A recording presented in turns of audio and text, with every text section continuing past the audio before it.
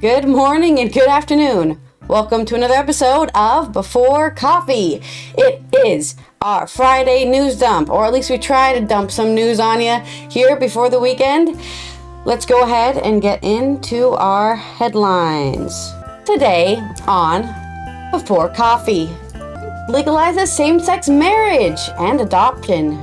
More Putin chicanery as his number one critic dies in prison. Plus, they're trying to launch nukes into space. New report, plastics on plastics. Oil industry deceived public on recycling use for more than 50 years. And rock and roll legend Neil Young is going on tour with his band Crazy Horse. Berlinale 24, a politically tense start for Lupita Nyong'o and her jury. And those stories and more, which is something like being kind to a grouch day or something. I don't care. Anyway, February 16th, 2024 on Before Coffee.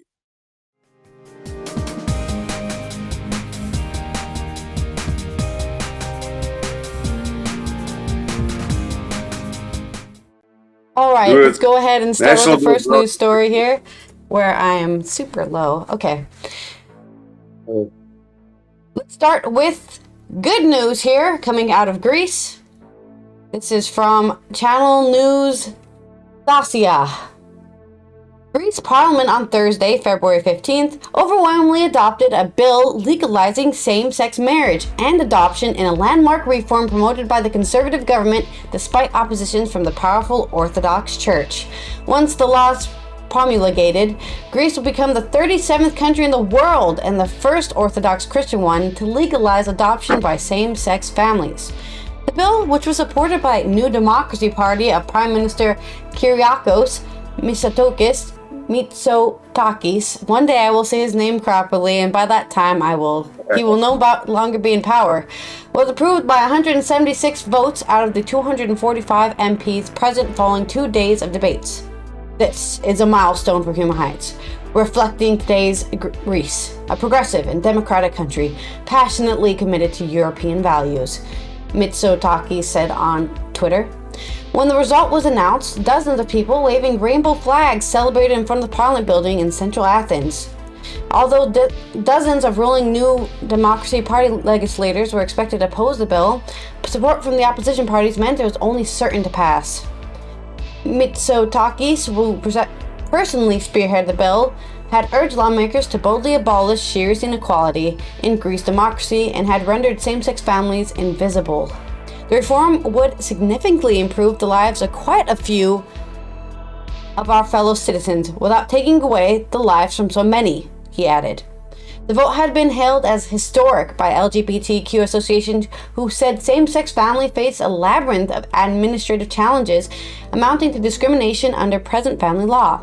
When their children fall ill in Greece, non-biological parents currently have no right to decide what medical procedures are necessary for them. Children do not automatically inherit from their non-biological parents.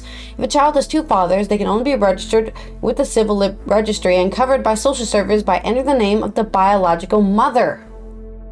And if the biological parent dies, the state can take away a child from the other parent.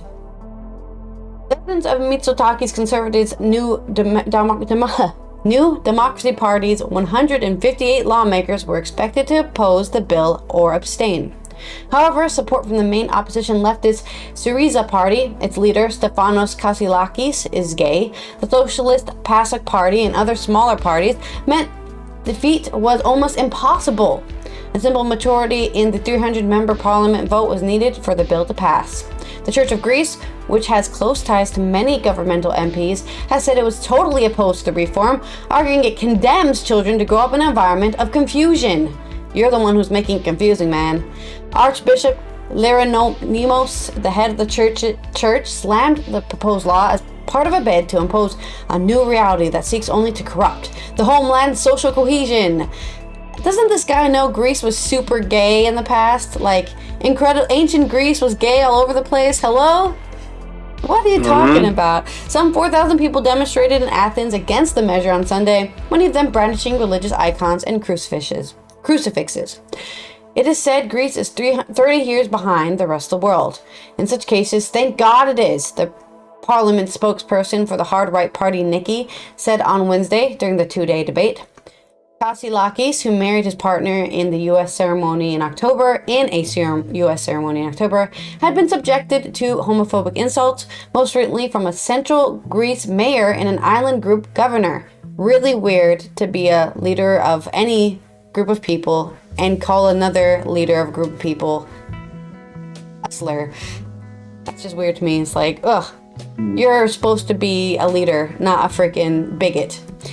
Mitsotakis was careful to stress last month that the changes would benefit just a few children couples. The conservative leader, who comfortably won re-election in June, had promised to enact reform during his second four-year term. He announced in January, just days after Kasilakis said Syriza would submit their own proposals for equality in marriage.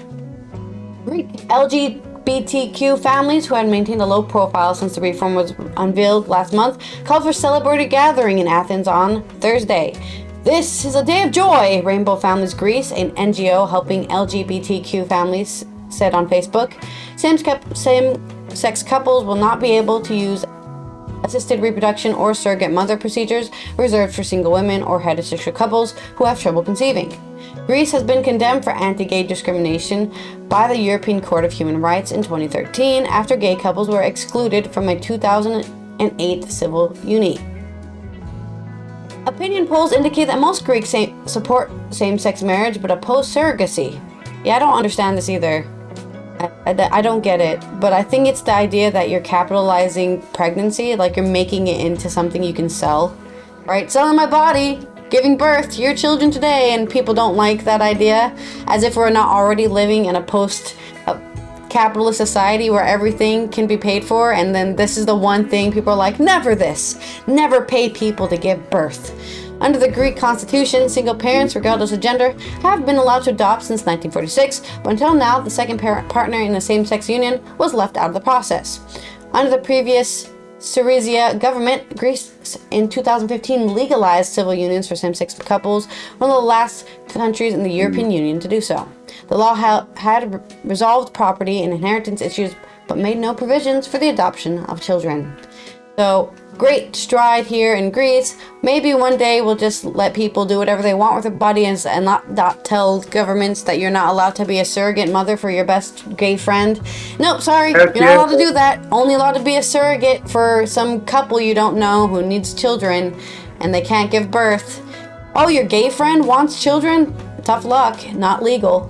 Anyways, at the end of the day, my opinion is if somebody wants to be a surrogate, they should be allowed to do it. I don't care why. Oh, yeah. And who Plus, it's for. you can have a great sign you can put that says "Wombs for rent." Exactly. Oh. Exactly. Rooms for rent. Rooms for Elmer Fudd. That's my story, so I guess on to yours. All right, so here we have an updated story that's breaking news because it just happened like 11 minutes before we went on the air. At least the story came out. This is Moscow. This is a Reuters. Byline is Guy Falconbridge. There's a cool name, Falconbridge. I want a name like that. Moscow. Russian opposition leader Alexei Navalny died Friday after collapsing and losing consciousness at the penal colony north of Arctic Circle. Well, the poison finally took effect, eh? Yeah, I guess so. Where he was serving a long jail term, the Russian prison service said. Didn't fly out a window like some of Putin's critics. Navalny, by far Russia's most famous opposition leader, rose to prominence more than a decade ago by lampooning the elite class around. Okay, this hasn't been edited properly because it's new, I guess. It did just come out 11 minutes ago. Yeah, well, this was 4 minutes ago. President Vladimir Putin voicing allegations of corruption of vast scale. He was 47. The Federal Penitentiary Service of Yamalo-Nenets Autonomous District said in a statement that Navalny felt unwell after a walk at the IAK-3 penal colony in Karp, about 1,900 kilometers northeast of Moscow. Navalny, the prison service said, had lost consciousness almost immediately. The medical staff of the institution arrived immediately and an ambulance team was called. They said, yep, the poison worked. This is mere speculation on my part. All necessary resuscitation measures were carried out, which did not yield positive result. Doctors of the ambulance stated at the death of the convict, fuck you. The causes of death are being established. Putin had been told about Navalny's death, Kremlin spokesman Dmitry Peskov, and of course he smiled to himself silently. Navalny earned admiration from Russia's desperate opposition for voluntarily returning to Russia in 2020 from Germany, where he had been treated for what Western laboratory tests showed was an attempt to poison him, the nerve agent. Navalny said at the time that he was poisoned in Siberia in August 2020. The Kremlin denied trying to kill him and said there was no evidence he was poisoned, the nerve agent. Of course, who's in charge of the evidence? The government is. Anyway, that's your little news brief on Putin being an a-hole and murdering we won't say he murdered his opponent, but he did have him locked up. And he died in prison. So basically, murder, if you ask me. Murder in the first degree. And more Russian chicanery. We get 2 more cases of that in this first news brief. The White House says it's tracking a new Russian space weapon that violates a nuclear arms treaty. Yes, that's right. This is from the BusinessInsider.com. The White House confirmed on Thursday it was monitoring Russia's development of a new weapon to be stationed in space. The weapon is believed to be nuclear related, but multiple outlets reported on Wednesday after lawmakers in Congress were briefed on its nature. It's still unclear if it would be nuclear armed or nuclear powered. It is also unlikely to be a space nuke in the conventional sense. It's thought to be designed to attack satellites, not targets on Earth. Detail the White House National Security spokesperson John Kirby confirmed on Thursday. Well, if it's designed to attack satellites, we need to attack it as soon as it gets launched. What do you think of that? There you go. There's your satellite in pieces. We are not talking about a weapon that can be used to attack human beings or cause physical destruction here on Earth, Kirby said. That said, we've been closely monitoring the Russian activity and will continue to take it very seriously. Kirby added that the weapon is not an active capability, that it hasn't been deployed, aligning with reports from the New York Times and CNN that it is still in development.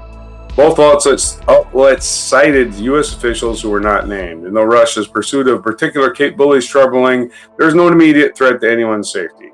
And we're not going to tell you what we know because we are government agencies that keep secrets. Yeah, let's leak everything to you people in the press. That way we'll make sure we let Russia know what we know. No, thank you. We're not going to tell you. So that's about real no update on that, other than saying, yeah, that's what they're doing, but we can't tell you what stage it's in because you would let us know what our sources know. And then, if you know what our sources know, then you can guess who our sources are. That's how security works. We ain't telling you shit. In fact, we'll let you think UFOs exist because we don't want you to know what's really going on. Yeah, just look over there, as always. Just look over there. Right over there. You can guess all day. We ain't going to tell you. And other chicanery involving Putin again. One of his agents working in Ukraine was planting false evidence. Oh, yeah. This is from AP.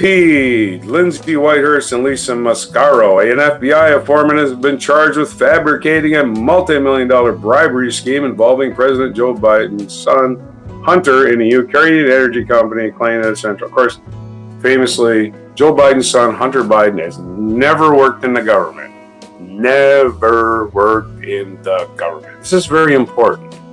He's never had a government job, and he's still being investigated as a private citizen for trying to make money.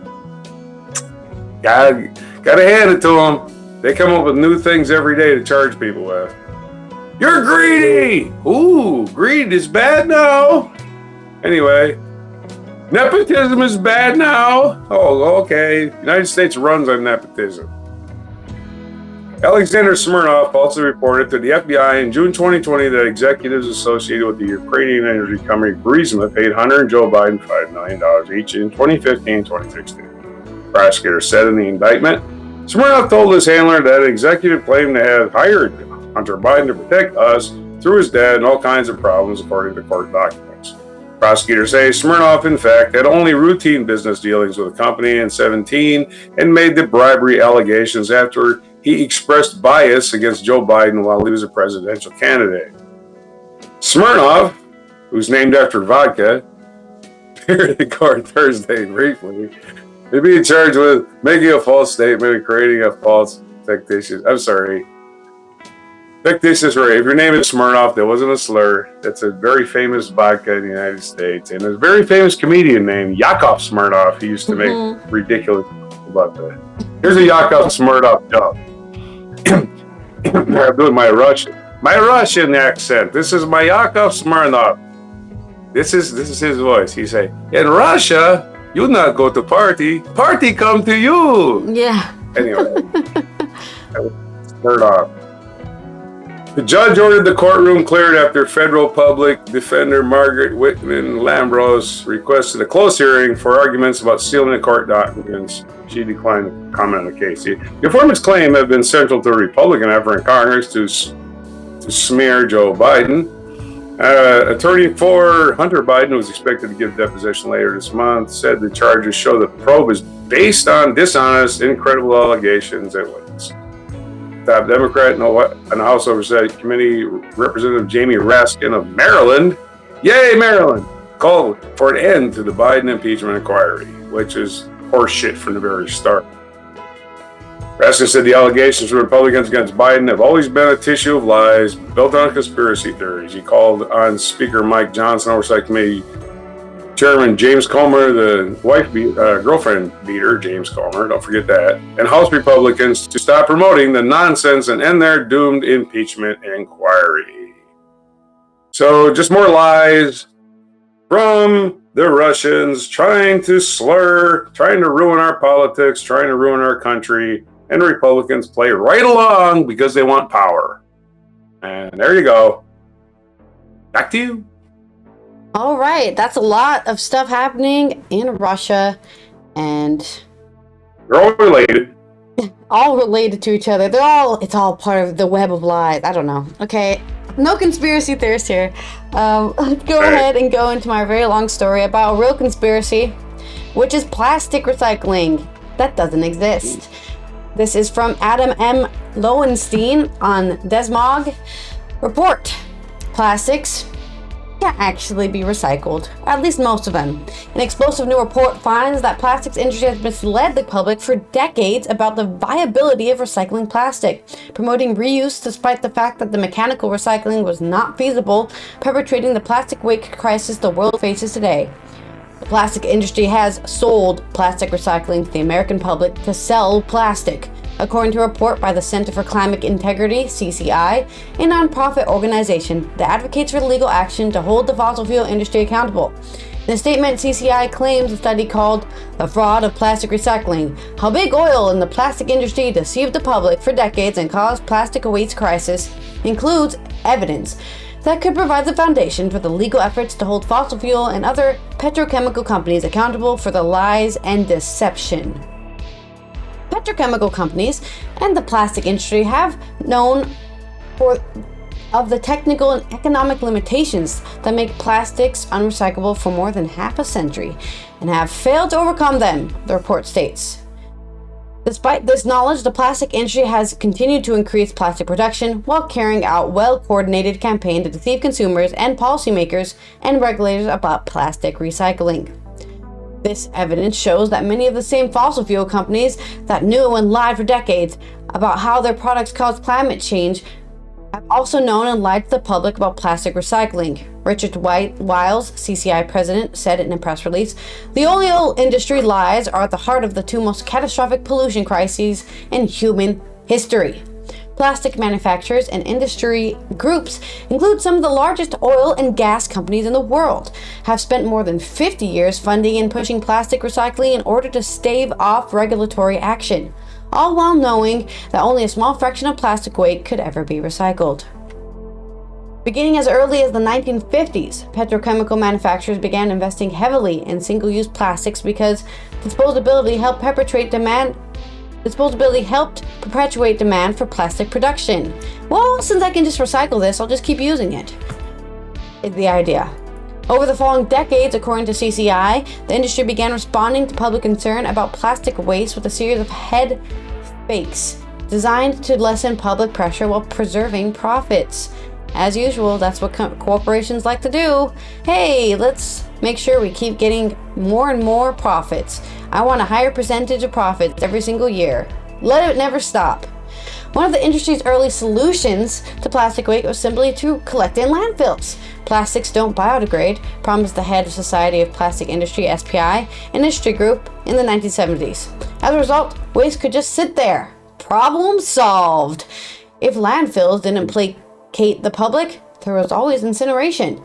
Recycling plastic packaging, an excellent idea, said one executive of American Can Company in 1971. But let's recycle it into energy by incinerating it. When neither landfilling nor so-called waste-to-energy incineration succeeded in satisfying consumers or policymakers, the industry went all in on recycling.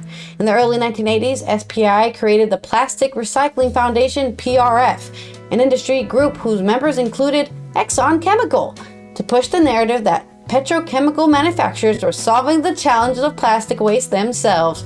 No need for lawmakers or regulators to intervene. Yet industry scientists had known for decades that most plastics could not be recycled, and moreover, that it was more cost-effective to produce new plastics than attempt to reuse the old.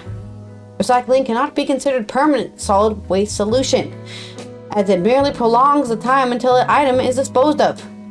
Included a draft fact sheet from the Vinyl Institute, another industry group, in 1986. A few years later, the group's founding director acknowledged at a conference that recycling cannot go on indefinitely and does not solve the solid waste problem. But public policy was far greater threat to the industry profits than the fact that the scientists still hadn't figured out how to actually recycle most plastic wastes. No doubt about it, legislation is the single most important reason we're looking at recycling, said PRF executive director and DuPont marketing head. That's a great thing to have in your resume. Wayne Pearson in 1988. By the early 1990s, the CCI report finds the industry knew that mechanical recycling was not a viable solution, yet renewed concerns about plastic waste and its impact on the environment meant they needed the public to believe recycling could address the concerns. The number of industry-backed coalitions, research entities, trade associations, and front groups grew rapidly. In 1988, the SPI introduced a now ubiquitous labeling system with numbers surrounded by a triangle of chasing arrows, the widely recognized symbol for recycling, ostensibly to help consumers sort plastics into different groups, even though regulators and recycling bodies did not need it in some cases, actively opposed the system, according to CCI. The industry's support for legislation required numbering was an explicit effort to prevent bans on plastic use, as one trade association put it. Hiding the truth about the failure of recycling to ease pollution had created the plastic waste crisis now clogging waterways around the world, according to the report. Big Oil and the plastic industry decades-long campaign to deceive the public about plastic recycling has likely violated laws designed to protect consumers and the public from corporate misconduct and pollution, said Elisa Joel, CCI's vice president and legal general counsel, said in a press release. The CCI report documenting this history of obfuscation and misinformation about plastic recycling comes along to new revelations about industry efforts to promote its narrative to a new generation of consumers. A recent Washington Post investigation, for instance, revealed a campaign by the Society of Plastic Engineers Foundation that sends industry scientists and representatives to schools to convince students that humanity depends on continued plastic production and that the solution to plastic waste in efforts like recycling, not bans. The program's Plastivan visits more than 100 schools a year with its term of plastic evangelicist, I can't say the word. They're basically, I believe in my Lord and Savior plastic. We need it to save the world. Taking up the wonders of polymers to young audiences, according to the Post. Meanwhile, PragerU, a conservative media operation, not news, just operation, provides public service teachers in at least 5 states a classroom video that assures students they should not feel guilty about using so much plastic because plastic actually helps the environment, the Post reported. The efforts to undermine support for plastic bans and other campaigns that threaten petrochemical profits trace back to at least the mid-1990s, when industry groups like American Plastics Council distributed materials to schools to help them set up their own plastic recycling efforts, the CCI report finds. By this time, industry efforts to portray recycling, not regulation, as the solution to plastic waste has largely proven successful, which led some executives to conclude that they could keep talking about plastic recycling without the compulsion to do anything more about it. Irwin Lewitz, an Exxon chemical executive, told a meeting at APC staff in 1994 that when it comes to plastic recycling, we are committed to the activities, but not committed to the results. Since then, industry efforts to promote promise of recycling while doubling down on the profits of new plastic production have continued mostly uninterrupted. The CCI reported suggests that it's little coincidence that industry-led recycling campaigns have ramped up over the past decade as a response to renewed public concern over plastic waste. Petrochemical manufacturers' latest tactic, chemical or advanced recycling, is a process that claims to be able to break plastics down to their chemical components, as CCI described it. But a DeSmog report last year, advanced recycling is an industry concept, not a scientific one. In fact, according to CCI, advanced recycling is the industry's most recent false solution intended to shield petrochemical companies from backlash associated with the plastic waste crisis they have created. When corporations and trade groups know that their products pose grave risks to society and then lie to the public and policymakers about it, they must be held accountable, said CCI Wills. Accountability means stopping the lying, telling the truth, and paying for damage they've caused. Wow, you're telling me self-regulation doesn't work? Big breaking news, guys. Telling a corporation, hey, can you fix the problem you caused? It never works. I don't care what industry it is. They don't care about solving their problems. They only care about making sure that they get more and more profits every year, and the money keeps going up where everyone else dies under them. That's all. My line must be going up in a diagonal. No plateauing, no slight increase. Must be exponential growth all the time. Don't trust companies and anything I have to say. And honestly, I wouldn't be surprised if all the government officials who could have done anything about this were being paid off by the petrochemical lobbyists, because that's how American governments work. And honestly, every government works. But I only really know about American and Dutch governments, and Dutch governments don't work at all. So they just argue in a room for 300 days and then decide to do something. But that's my very long story on how plastic cannot be recycled. Stop using it. The next story. Yeah, and we tend to elect the elected politicians, right? But in reality, in this country, United States anyway, it's the unelected politicians the Supreme Court has, as we found out recently, has no ethics rules. None. Yeah. At least Congress, you can vote them out every 2 years, and you can just boot them out like George Santos. Supreme Court, nah. You have to impeach them. Good luck with that. Good luck with that. You can impeach them. You need 2/3 of the votes to get them out. So they're impermeable to criticism, and they can just rule whatever they want to. Take bribes. We know it. Clarence Thomas, famously, just taking free vacations, never declaring it on his income tax. Like, I would go to prison for that. Mm-hmm. Okay. My little diatribe and why corporations get away with everything. Yep. Don't be a person, be a corporation. You have more protections in society. Yeah. You can change Congress 1,000 times. It ain't going to change the Supreme Court. All right. And good news that Neil Young's back on the road. And Neil Young, I was just looking it up. Neil Young, and he should be in there 4 times. He's in the Rock and Roll Hall of Fame 3 times. First is Neil Young. Second, as a member of Buffalo Springfield. And at the same time, in the same year, he was inducted as a member of Crosby, Stills, Nash & Young. So he's in there as a member of 2 rock groups. And of course, his third and longest lasting and most impactful rock and roll group that Neil Young has been in is called Crazy Horse. And he's going on tour. Folk rock legend Neil Young is getting the old band back together for another rodeo. Young, 78, will hit the road in the States in April with Crazy Horse for their first tour in 10 years.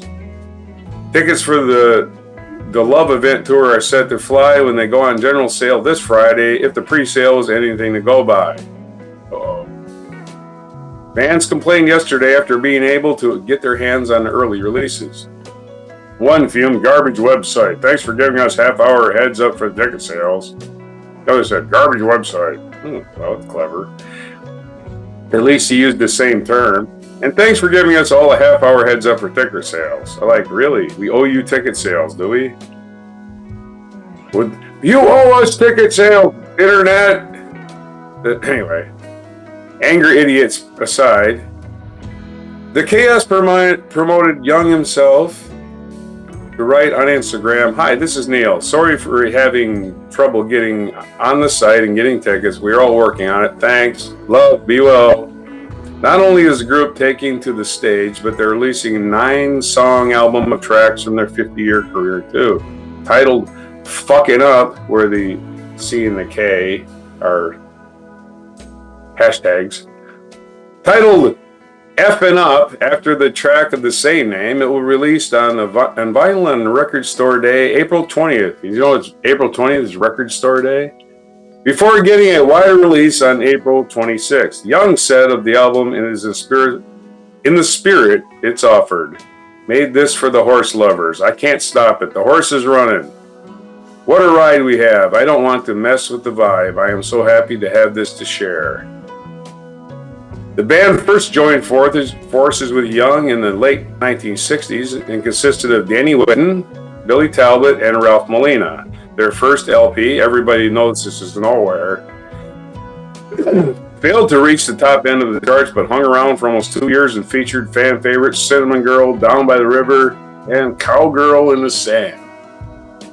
Ahead of this next solo effort, Young made his collaboration with the 70s legends Crosby, Stills, and Nash permanent, adding his name into the mix and become a fully functioning quartet. Young then fired Crazy Horse over Whitten's escalating drug use, and their band went it alone, releasing their eponymous debut in 1971.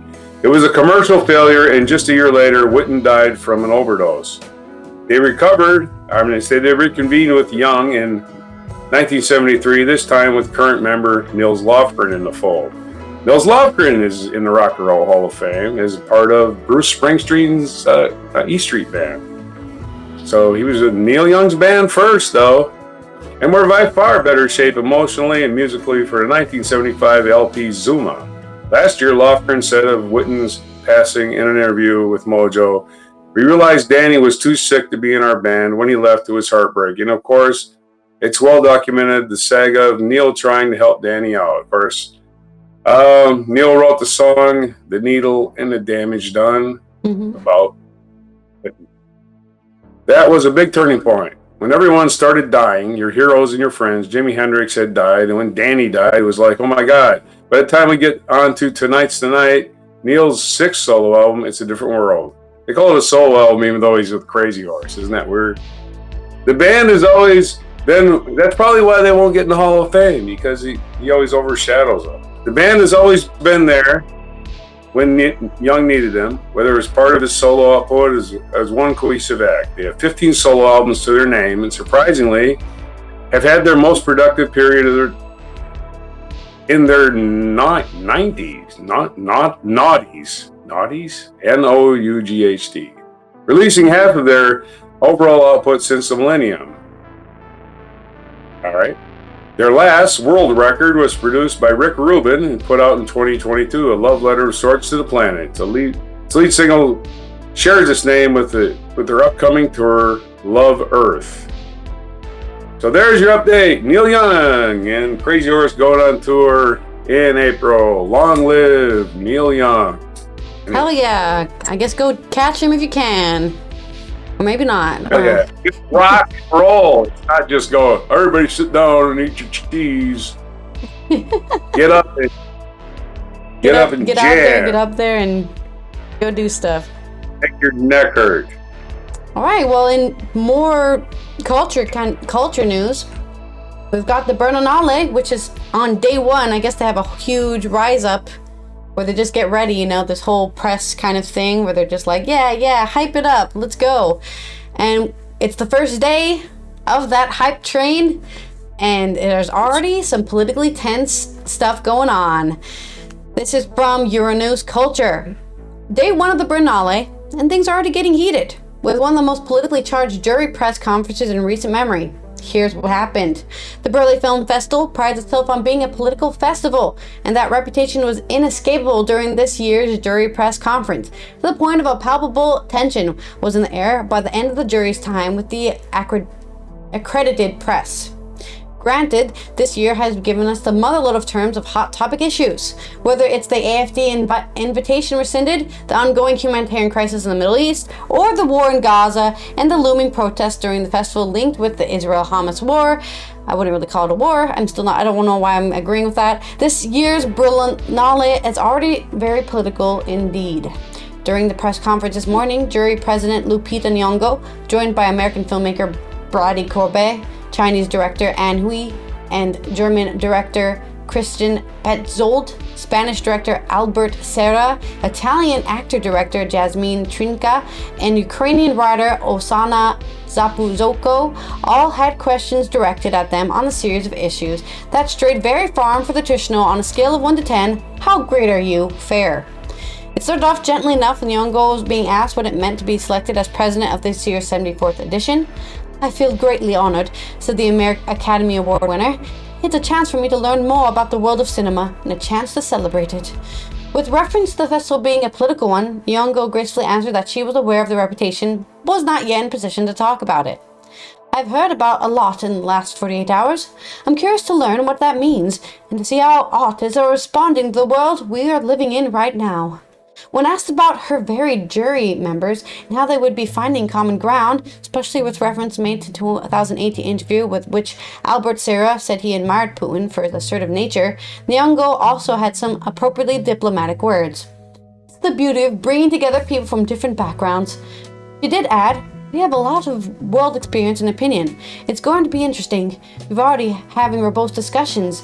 I can tell you it's probably going to be spicy. Cue the laughter. But from then on, the political charge questions escalated. The Nyong'os responded to the festival, inviting far-right AFD politicians to the opening ceremony, especially since there have been reports that AFD politicians held a meeting with neo-Nazi activists to discuss a master plan to mass deport in the event of the party coming into power. I'm a foreigner here. I don't know the ins and outs of the political situation here, Nyong'o said. When asked whether she would have attended the ceremony had the politicians still been invited, she replied, I'm glad I don't have to answer that question. I'm glad I don't have to be in that position.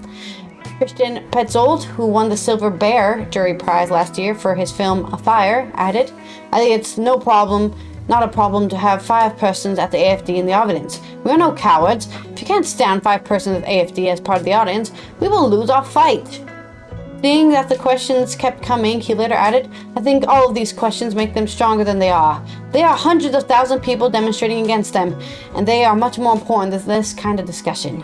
Another moment of tension came when the aloof-seeming Albert Serra's comments on Putin were brought up once more. For more context, the Spanish director behind 2022's celebrated film Pacification said in a lengthy info that he would like to work for the Russian intelligence services and that he admired Putin. Granted, these quotes are frequently taken out of context and siphon off the sly humor the director frequently employs. However, the comments did not age well. Labeled as a Putin admirer, Serra stated that it was a complex issue and that his opinion is not relevant in this context.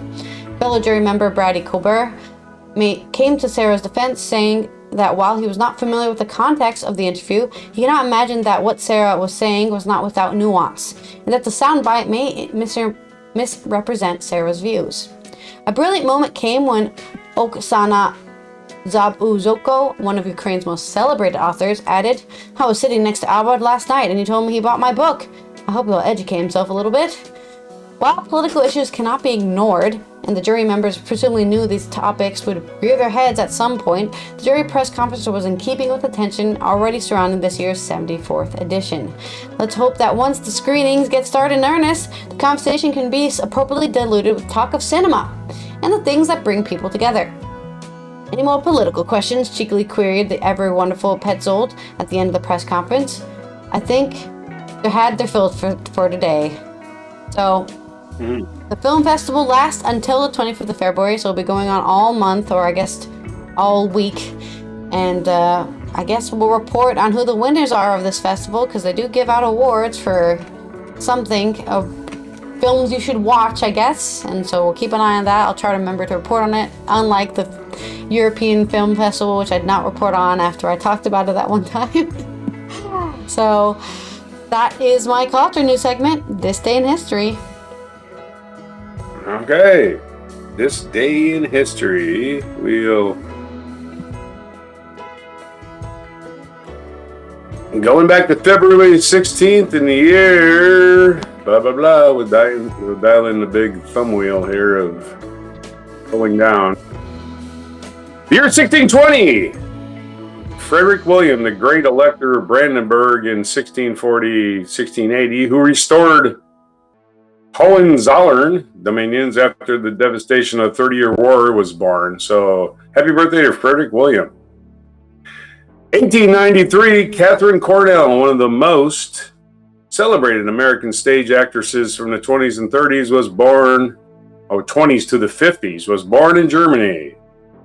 1903, American ventriloquist and radio comedian Edgar Bergen was born in Chicago. 20 years later, he gave birth to Charlie McCarthy and what was the other guy's name? Think about it a minute. The smart ass. He had two dummies that he worked with. The 20 famous ones. He probably had more.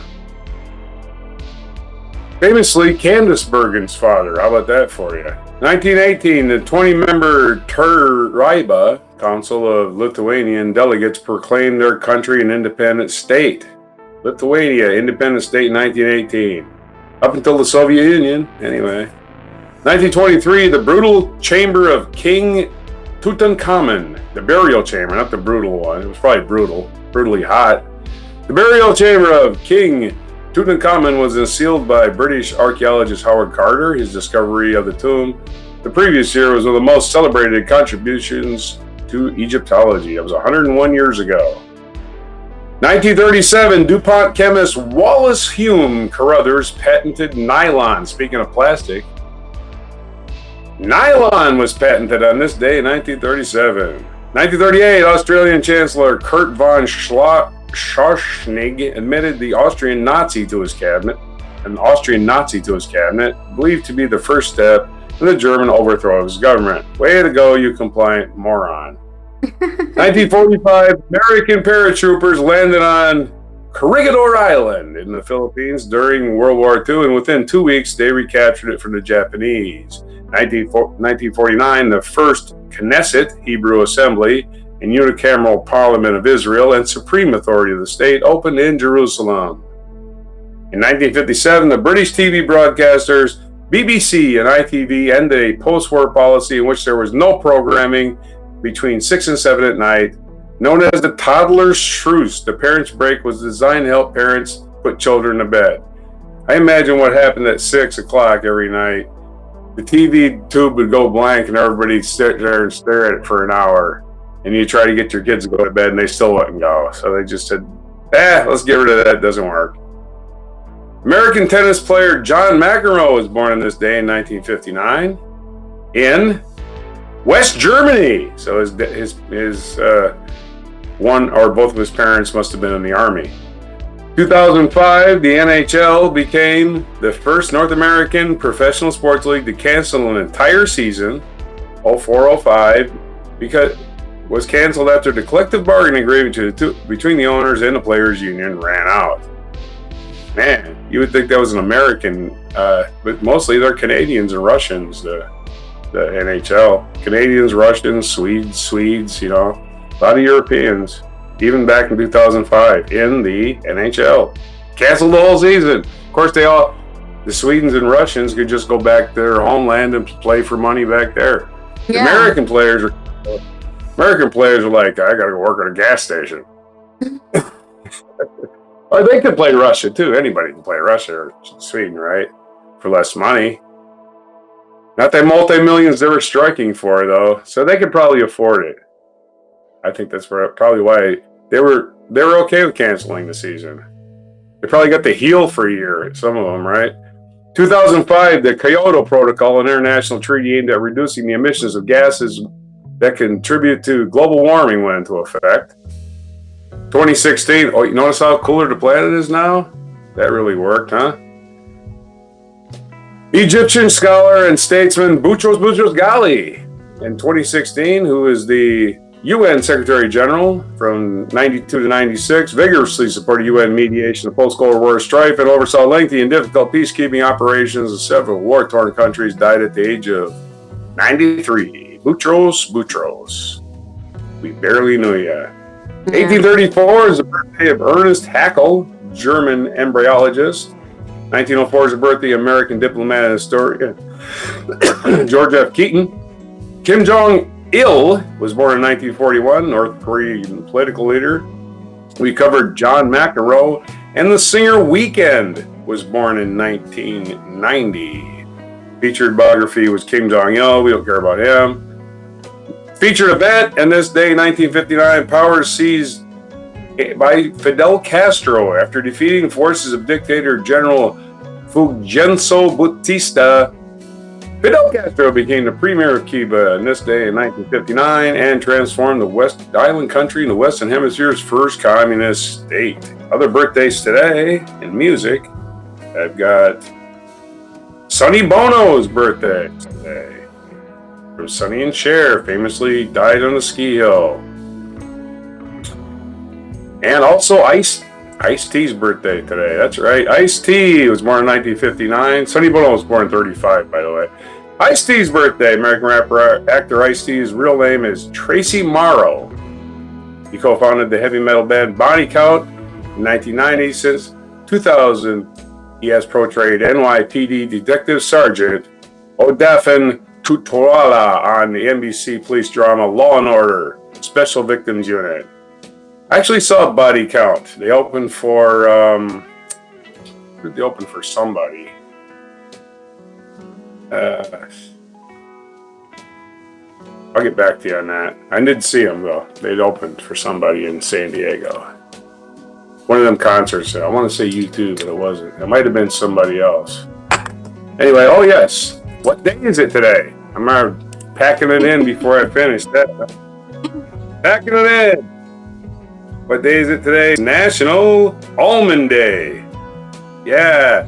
And it's National Do a Grouch a Favor Day. That was you covered earlier. And it's got a picture of a white fluffy cat. So white fluffy cats are... What? It's one of those grouchy cats. The cats that always look angry.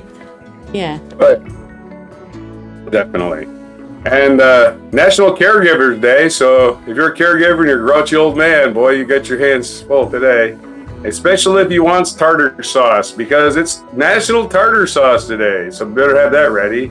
And no one eats alone. No one eats alone day. Okay, you can all work this into to take care of a grouchy person. Do a grouch a favor day. And if they have been eating too many almonds, they probably get diverticulitis, so they're cranky about that too. So there's your days for today, February 16th, which is a Friday, 2024, and before coffee. Have a nice one. All right, and this has been Allison here from the Netherlands.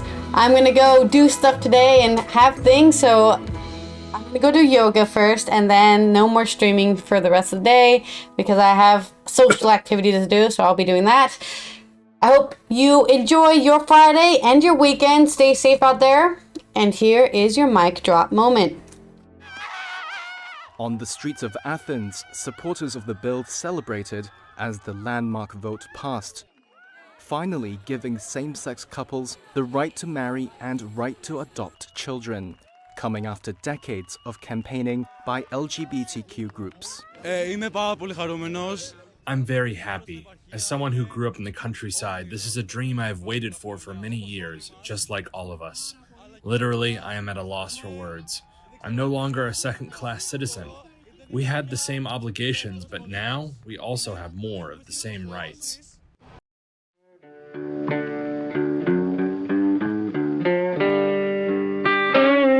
Be sure to hit the like, subscribe, and notify buttons, and follow our other channels, Toxic Alley, History of Gravy, and Scratchy Old Records.